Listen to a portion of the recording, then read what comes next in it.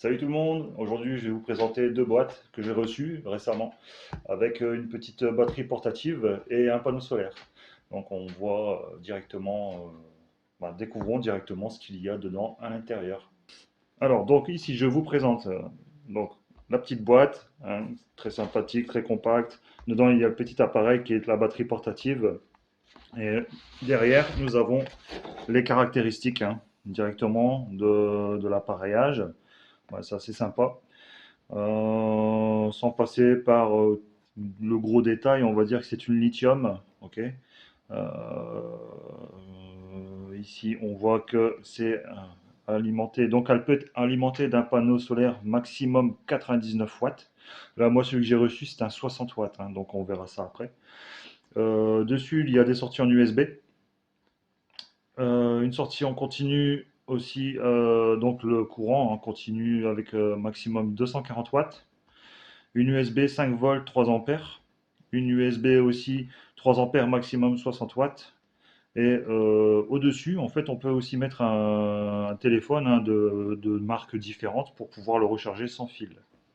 Alors, je vais ouvrir donc celle-ci, tant qu'à faire. Donc on voit, je vais sortir carrément de la boîte. On va enlever la boîte, on va gagner du temps. Donc ici, on voit bien, super petite valise, c'est le panneau solaire qui est portatif, donc avec sa poignée. Des petites indications à l'arrière pour nous dire exactement comment on doit orienter, vous voyez, le panneau solaire en fonction du soleil.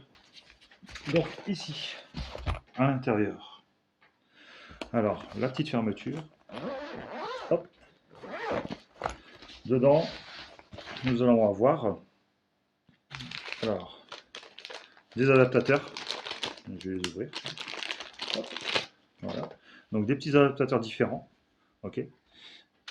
Alors, je vais en prendre un au hasard, voilà, on va pouvoir brancher le petit câble, ok, sur le panneau solaire, par exemple sur le côté du panneau solaire. Hop. Et en fonction de l'adaptateur, ce sera en fonction de l'appareillage que vous avez par exemple. Donc on peut passer directement par le panneau solaire, sans passer par exemple par la petite batterie, pour pouvoir mettre un appareillage. Dedans, on va avoir des petits mousquetons.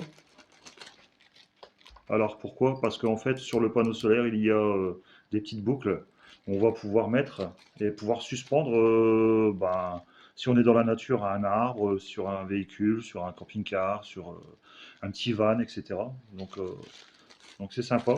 Ça a l'air d'être quand même assez costaud, quoi. Donc c'est pas mal. La petite notice. Bon, bien sûr, c'est une notice qui est soit en anglais ou soit en... Enfin, je sais pas si c'est chinois ou coréen. Je voudrais pas dire des choses n'importe comment, mais voilà. Mais principalement, on l'a aussi en anglais. Hop, ici, ça, ce sera pour le rangement de cette petite batterie. Donc en fait, ce qui est bien, c'est qu'ils ont pensé à faire un petit rangement pour la batterie, pour dire que quand on part quelque part, voilà, on referme, on a tous ces accessoires, et puis on part avec.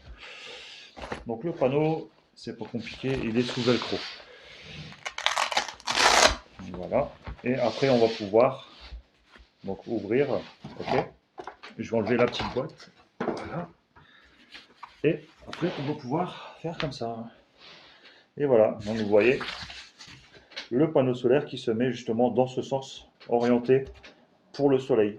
Alors, à savoir que si vous branchez le panneau solaire, que vous avez toutes les qualités requises, le soleil, etc., pour pouvoir recharger, le petit panneau qui est ici, qui est un 60 watts, va mettre 3 à 4 heures pour recharger la petite batterie portative. D'accord.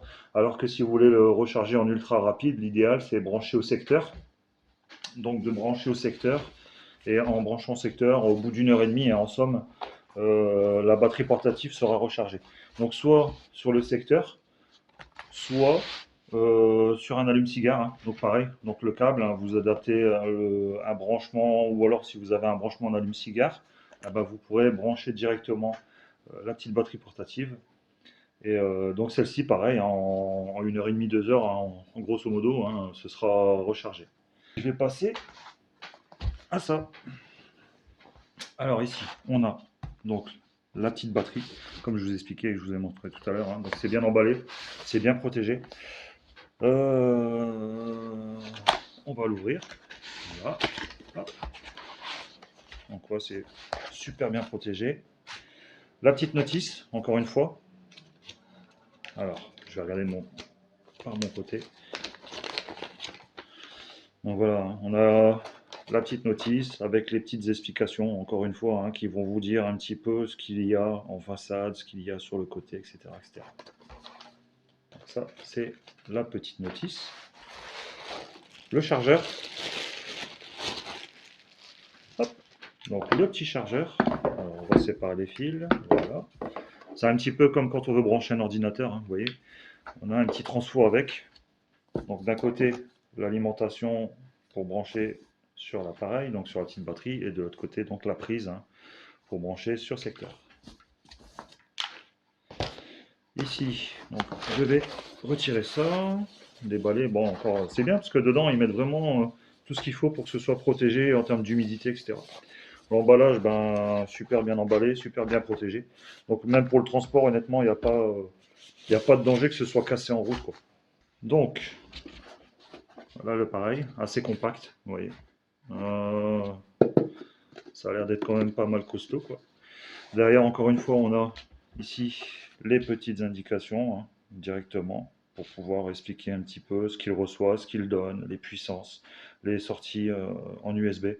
Donc vous voyez, sortie USB en 5 volts, 3 ampères, 2,4 ampères. La recharge au-dessus pour le téléphone qui est en 5 watts. La façade, on va avoir là ici donc l'affichage avec la batterie avec son pourcentage de charge. Donc celle-ci là, actuellement je l'ai utilisée un petit peu pour faire des tests. Donc là on voit qu'il reste 93% de batterie. Ok. Donc ici ça nous dit le nombre d'heures en termes d'efficacité, hein, de ce qui va rester. Les sorties.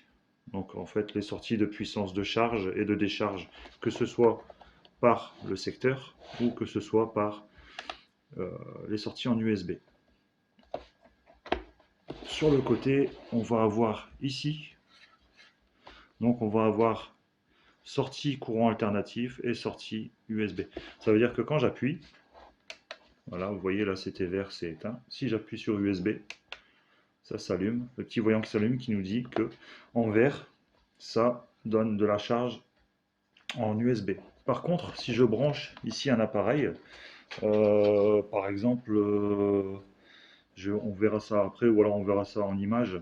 Si je veux brancher, admettons, un ordinateur portable ou un autre appareil, hein, qui dépasse pas les 200 watts, hein. Il faut savoir que la prise qui est ici, vous ne pourrez pas non plus mettre un lisseur, un sèche-cheveux ou quelque chose d'extrêmement puissant, c'est même pas la peine, quoi. Faut pas compter là-dessus, hein. Donc ce sera plus pour les petits appareillages, un ordinateur portable ou autre chose de ce genre. Donc ici, on voit qu'on est en USB.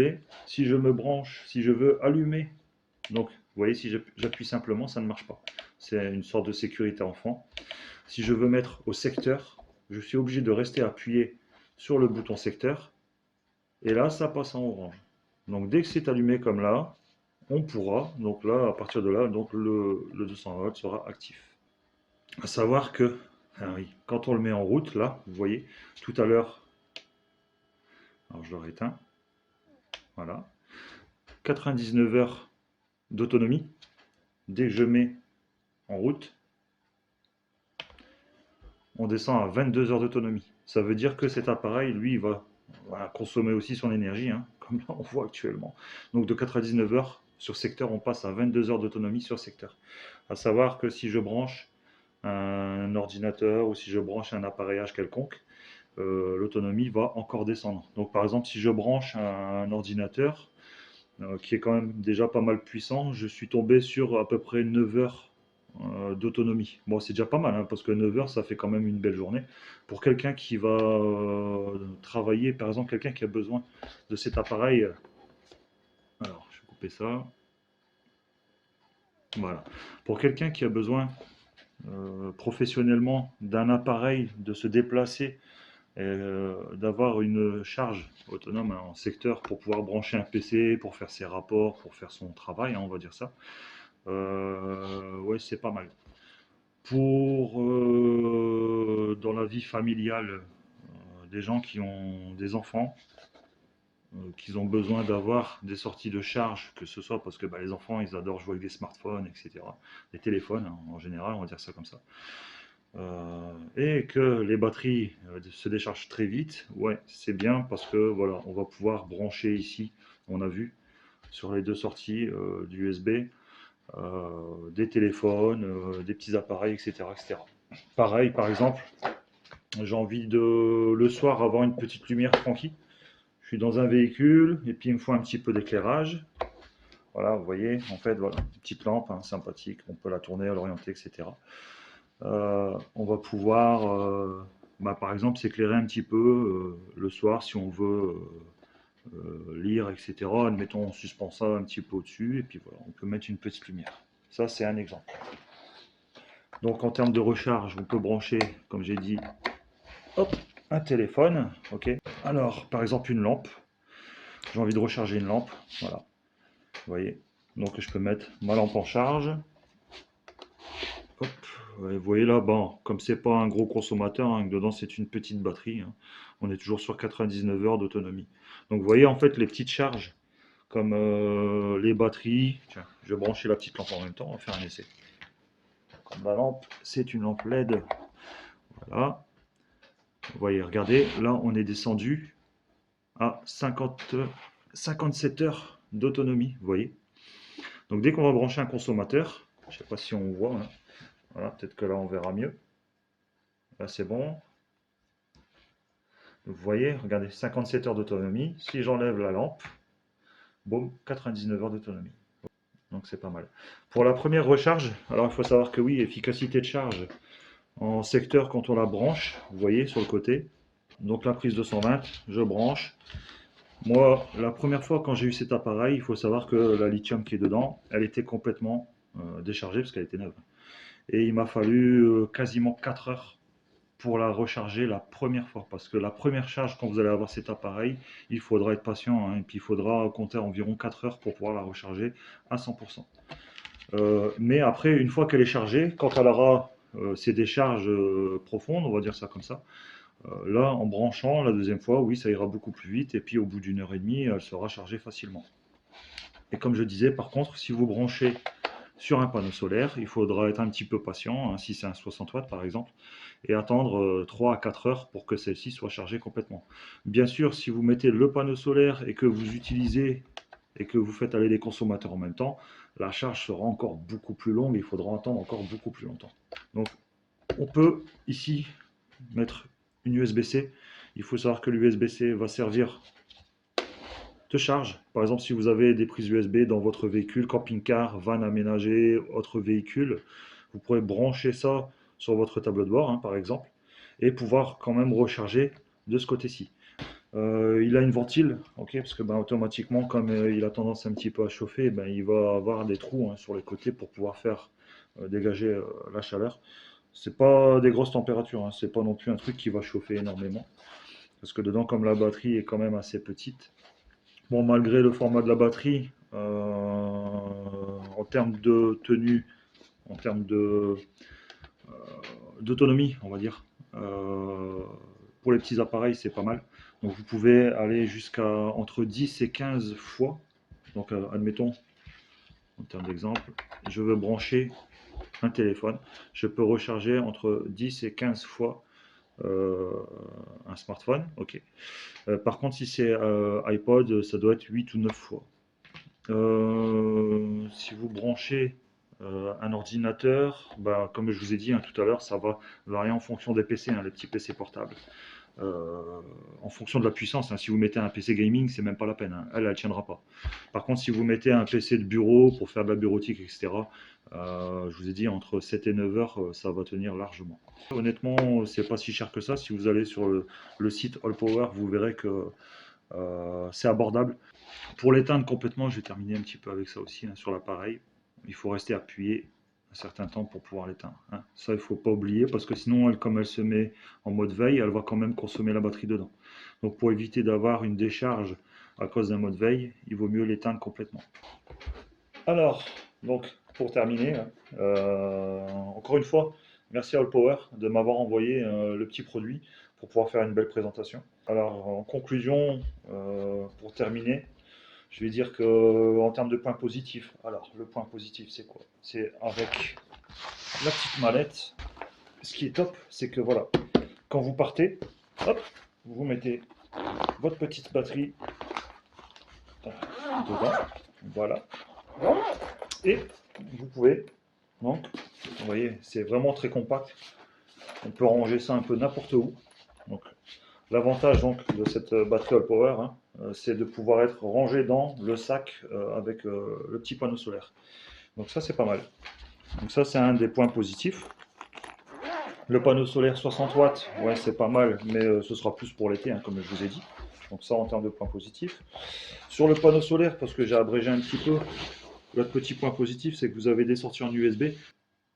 Voilà, donc pour vous montrer, hein, comme je viens de dire, là ici, on a des sorties en USB. Bien sûr, ce sera certainement pour brancher un petit téléphone ou autre chose, mais il ne faut pas s'attendre non plus à brancher quelque chose d'extrêmement puissant, comme je vous ai dit. C'est un panneau solaire 60 watts. Donc automatiquement, en termes de puissance et en termes de sortie, je ne sais pas vraiment si ce sera efficace. En plus de ça, si vous branchez quelque chose ici, un téléphone ou autre pour le recharger et brancher en même temps la batterie AllPower pour pouvoir la recharger. Alors déjà, c'est 4 heures de charge efficace. Alors imaginez bien que si vous branchez en plus des smartphones en charge, ce sera plus 4 heures, mais je pense qu'on va partir plus sur 6 heures d'autonomie, quoi, 6 heures de charge. Donc, les indicateurs de diode, donc de couleurs différentes pour savoir si on est sur USB ou secteur, c'est bien pensé. Le petit afficheur est complet, honnêtement, en termes de charge, consommateur et sortie consommateur, franchement, rien à dire. Honnêtement, c'est bien vu. Honnêtement, c'est bien vu et c'est bien pensé. La charge pour le téléphone, parce qu'aujourd'hui, c'est beaucoup les téléphones, beaucoup de téléphones performants, etc. Donc, pour recharger un téléphone sans fil, brancher dessus, enfin, mettre dessus sans pour autant le brancher, c'est bien. Donc, les performances, comme j'ai dit, c'est assez limité. Donc c'est bien, en termes de petits consommateurs, c'est bien. En termes de grosses consommations, hein, parce que surtout dans le monde du camping-car, les gens aiment beaucoup avoir une autonomie en mode nomade. Par exemple, les gens qui ne sont pas forcément branchés sur secteur, les gens aiment avoir beaucoup d'autonomie et beaucoup d'énergie en stock, on va dire, pour pouvoir faire fonctionner leurs appareillages et autres, parce que bon, bah, pour s'alimenter, pour se chauffer, etc. Donc voilà, voilà ce que je pouvais dire entre autres hein, sur cette petite box. Voilà. Donc le petit inconvénient, hein, comme j'ai dit tout à l'heure aussi, ça aurait été sympa d'avoir, je sais que c'est beaucoup, hein, mais ça aurait été sympa d'avoir peut-être une USB en plus. Après les prises, on ne peut pas en demander une deuxième parce que la batterie est vraiment très petite. Et puis bah, pour avoir plus de performance, il faudra passer sur une gamme au-dessus. Voilà, j'étais content de vous présenter un petit peu le produit AllPower, hein, donc avec la petite batterie portative et le panneau solaire. Euh, ben, j'espère vous avoir bien renseigné sur cet appareil et puis je vous dis à bientôt.